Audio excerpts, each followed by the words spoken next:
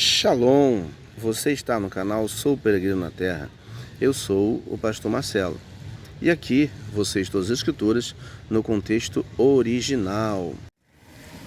Eu quero aproveitar e pedir a você que, se ainda não está inscrito no canal, se inscreva.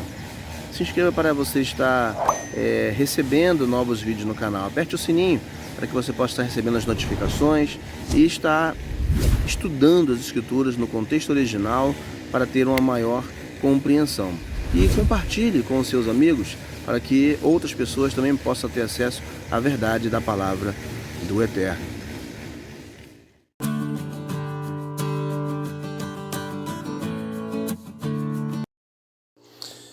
Nesse vídeo estou iniciando uma nova série que vai tratar acerca do Salmo 119. Veremos que este salmo fala muito acerca dos mandamentos de Hashem e o que ele tem a nos ensinar. O Salmo 119 é o maior de todos os salmos e, segundo o Manual Bíblico da Sociedade Bíblica do Brasil, é o mais formal e elaborado em termos de conteúdo. Não se sabe quem é o autor desse salmo. Ele é dividido em 22 seções de 8 versículos e na maioria das Bíblias essa divisão é mostrada por algumas palavras. Veja, Aleph, Beit, Gimel, etc. Essas palavras são os nomes das letras do alfabeto hebraico. E na Bíblia judaica, na margem exterior, vêm as letras indicando essa separação. Note ainda que no texto em hebraico também aparecem as letras. Veja a imagem. Uma outra curiosidade é que, conforme disse antes, cada seção inicia com uma letra do alfabeto hebraico. E nessas seções, cada verso inicia com a letra referente a ela. O Rav Yohanan Ben Yaakov diz que isso descreve o empenho por uma vida de acordo com a Torá, independentemente da época, tempo, lugar, circunstância ou ambiente social. Como não se usava entre o povo de Israel números arábicos, eles colocavam essas letras que também representavam valores numéricos. Por isso, nos estudos mais profundos das escrituras dentro do judaísmo, ou seja,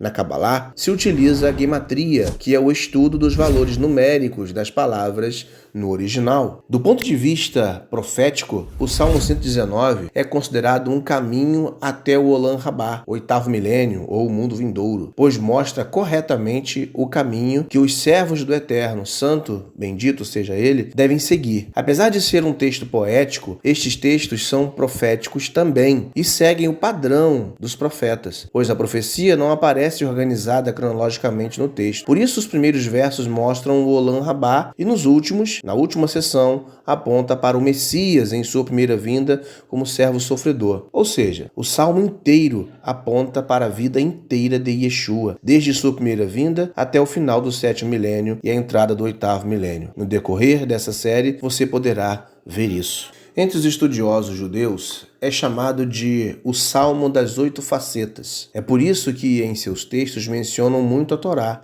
pois tem a raiz gemátrica de número 8, pois a soma das letras da palavra Torá, que é 611, pode ser reduzida para 8. Veja a imagem. Cada uma das letras, Tav, Vav, Resh e Rei, tem um valor numérico. Observe, o Tav tem o valor 400, o Vav tem o valor 6, o Resh tem o valor 200 e o Rei tem o valor 5, que somado dá 611. Reduzindo, 6 mais 1 é igual a 8. 8 é igual ao número de versos em cada seção do Salmo 119. Nesse prisma ainda de gematria e apontamentos proféticos, em conversas sobre esse assunto com o Rav Yohanan Ben Yaakov, este me explicou que as 22 estrofes ou seções do Salmo são um apontamento profético para o quarto milênio, ou seja, para a vinda do Messias Yeshua, que é considerado a Torá viva ou plenitude da Torá. Veja, 22, que é igual a 2 mais 2, que é 4, é uma indicação para o tempo do nascimento de Yeshua no quarto milênio desde Adão. E este número também tem um alinhamento com o pecado de Adão, que, segundo alguns rabinos, foi cometido no quarto dia após o primeiro Shabat da criação. Por isso Yeshua vem exatamente no quarto dia milenial, que é o quarto milênio. Nesse primeiro episódio, pegaremos a primeira parte do Salmo, ou seja, a seção Aleph, Salmo 119, versos 1 a 8. Vamos então ao texto. Felizes são aqueles cujo caminho da vida é irrepreensível, que vivem pela Torá de Adonai. Felizes são aqueles que observam sua instrução, que a procuram de todo o coração. Não fazem nenhum mal, mas vivem por seus caminhos. Tu nos deste teus preceitos para que os observássemos cuidadosamente. Que meus caminhos sejam seguros enquanto observo tuas leis. Então não serei envergonhado, pois fixei meu olhar em todas as tuas mitzvot. Dou-te graças com o coração sincero enquanto aprendo teus justos mandamentos. Observei tuas leis, não me abandone completamente. Salmo 119, versos 1 a 8, Bíblia Judaica Completa. Tendo em mente tudo o que disse logo no início desse vídeo, e observando o texto que acabamos de ler, precisamos entender que o salmista fez diversas afirmações distintas sobre a Torá, que é instruções para a vida, ensino que vem do Eterno, lei, e sobre o indivíduo, mescladas com orações, lembrando do fato de ser também texto profético. O autor usa pelo menos 10 palavras ou substantivos diferentes para descrever a Torá. E isso é uma das coisas que mais me impressiona nesse texto.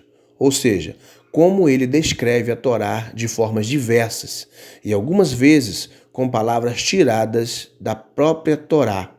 E essas formas de expressar foram também utilizadas pelos autores dos escritos nazarenos, conhecido como Novo Testamento, e pelo próprio Yeshua.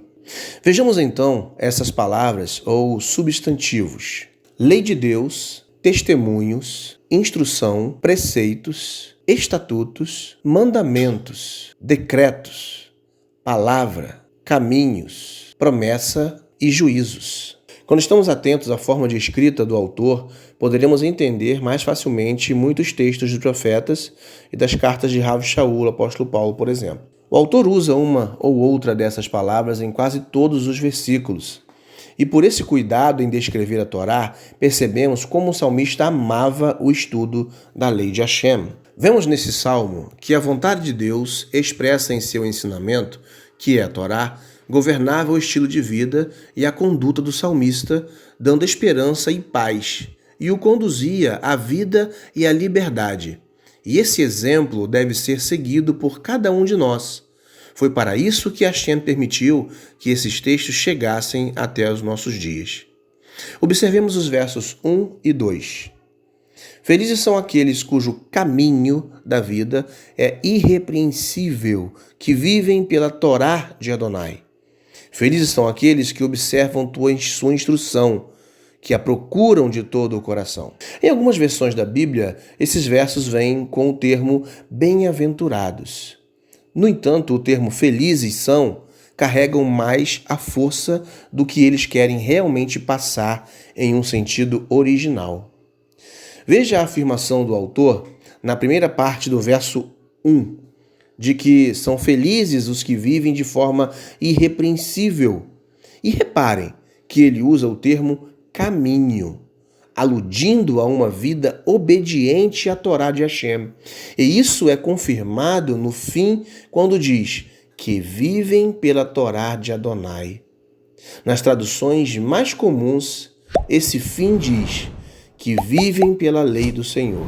Mas a palavra Torá tem um sentido muito mais amplo que apenas lei, como pode ser visto anteriormente. Eu já mencionei sobre isso. E se quiserem saber mais, clique no card acima e veja o estudo o que é Torá. No verso 2, o salmista afirma outra bem-aventurança ou felicidade. Ele diz que são felizes as pessoas que observam a instrução do Eterno, mais uma vez usando um substantivo para a palavra Torá. E vamos tendo a oportunidade de ver como o salmista tinha a Torá em alta conta. E eu faço uma pergunta: por que hoje em dia isso não é mais assim? Por que os líderes atuais não ensinam mais a Torá? Por que não dão o devido valor? Deveríamos pensar nisso, pois o nosso Messias Yeshua tinha a Torá em alta conta também, Haja vista que em seus sermões usou as mesmas formas de se pronunciar e de substituir o termo Torá que o salmista usava. Veja em Mateus capítulo 5, versos 3 a 10, o famoso Sermão das Bem-aventuranças. Leia-o com cuidado e observe que cada uma das bem-aventuranças tem a ver com o aspecto de obediência da Torá. No verso 3, lemos: não fazem nenhum mal, mas vivem por seus caminhos. E novamente vemos no fim desse verso a palavra caminho, se referindo à obediência à Torá. E logo no início vemos uma referência à prática de vida justa, quando o salmista cita: não fazem nenhum mal. A prática do mal é tida como contrária à Torá, que é a prática do bem, ou boas obras. Rav Shaul Hachalia, o apóstolo Paulo, faz a mesma comparação em sua epístola aos Efésios. Veja, porque somos criação de Deus, realizada no Messias Yeshua, para fazermos boas obras, as quais Deus preparou de antemão para que nós as praticássemos. Efésios 2, 10. O apóstolo Paulo está exatamente falando que a Torá de Hashem foi preparada de antemão como um caminho para que nós pudéssemos seguir. Veja também que o profeta Ezequiel, em sua fala profética, também fala da mesma forma usando o termo prática do mal ou maldade. Repare: por isso, filho do homem, diga aos seus compatriotas, a retidão do justo não o livrará se ele voltar-se para a desobediência, e a maldade do ímpio não o fará cair se ele se desviar dela. Se o justo pecar, não viverá por causa de sua justiça. Ezequiel 33, verso 12. Nós podemos ver que a palavra justo aparece como a questão de obediência à Torá. A palavra desobediência e maldade aparece exatamente como o contrário de justiça, de justo, que é exatamente descumprir, transgredir, desobedecer. Então nós podemos perceber que o salmista vai fazendo um alinhamento com toda a Escritura a respeito da própria Torá de Hashem. O verso 4 diz: tu nos deste teus preceitos para que os observássemos cuidadosamente. Nesse verso, a palavra Torá é substituída por preceitos que devem ser observados. E a palavra preceito também está naquela lista que nós falamos no início do nosso vídeo. No verso 5, diz: que meus caminhos sejam seguros enquanto observo tuas leis. Aqui fica claro que a observância da Torá de Hashem protege os seus seguidores em sua vida, em sua caminhada, em sua trilha. O verso 6 diz: então não serei envergonhado, pois fixei meu olhar em todas as suas mitzvot. Aqui é uma continuação do verso anterior, onde, pelo fato de ter os caminhos seguros por observar as leis, ele continua dizendo que por isso não será envergonhado por ter o olhar na Torá de Hashem. A palavra mitzvot é mandamentos. No verso 7, diz: dou-te graças com o coração sincero, enquanto aprendo os teus justos mandamentos. O salmista demonstra gratidão por poder aprender os mandamentos, e isso nos mostra qual deve ser nossa atitude em relação à Torá. Ela é leve e não um peso como alguns tentam demonstrar. Devemos amar a Torá que Yeshua viveu para ensinar. E no verso 8 diz: observarei tuas leis. Não me abandone completamente. Um juramento é feito pelo salmista na esperança de não ser abandonado pelo Eterno. Ele observará as leis de Hashem, ou seja, a Torá. E podemos ver nesses 8 versos como o autor demonstra a importância da palavra de Hashem, a Torá, para a manutenção da vida no trilho correto, na direção certa, rumo à felicidade mencionada nos 2 primeiros versos. Essa felicidade tem ligação direta, de forma profética, com o futuro, o mundo vindouro, chamado em hebraico de Olam Rabá. E podemos ver isso nos seguintes textos. Ouça-me agora, meus filhos, como são felizes os que guardam os meus caminhos. Provérbios 8, 32. Ainda outro texto. Contudo, o Senhor espera o momento de ser bondoso com vocês, e ele ainda se levantará para mostrar-lhes compaixão, pois o Senhor é Deus de justiça. Como são felizes todos os que nele esperam. Isaías 30, verso 18.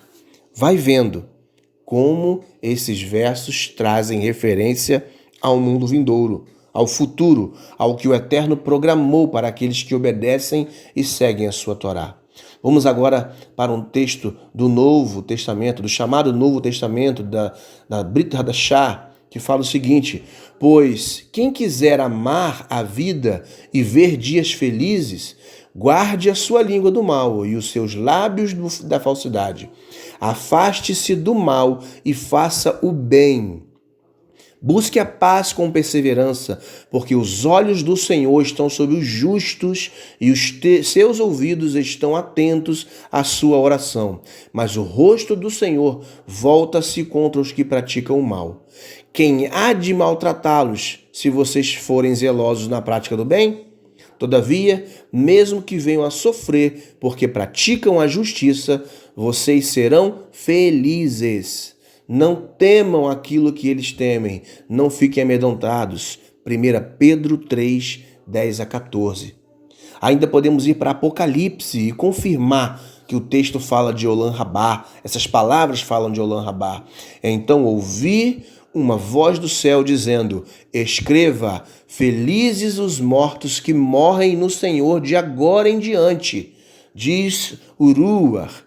Sim, eles descansarão das suas fadigas, pois as suas obras o seguirão. Apocalipse 14, 13, viu? Felizes, porque as obras, aquilo que eles praticaram, os acompanharão, ou seja, mostrarão o caminho. E por último, Apocalipse 19, 9. E o anjo me disse: escreva, felizes os convidados para o banquete do casamento do Cordeiro. E acrescentou: estas são as palavras verdadeiras de Hashem. Que nós possamos então ter em mente, nesses 8 primeiros versos do Salmo 119, que a Torá de Hashem, ela é um caminho que nos direciona para o Olam Rabá, para o mundo vindouro, para a presença de Mashiach e, no final de tudo, a presença do Todo-Poderoso, Eterno, Criador dos céus e da terra, nas nossas vidas e nós com Ele. Te espero no próximo vídeo em nome de Yeshua Mashiach.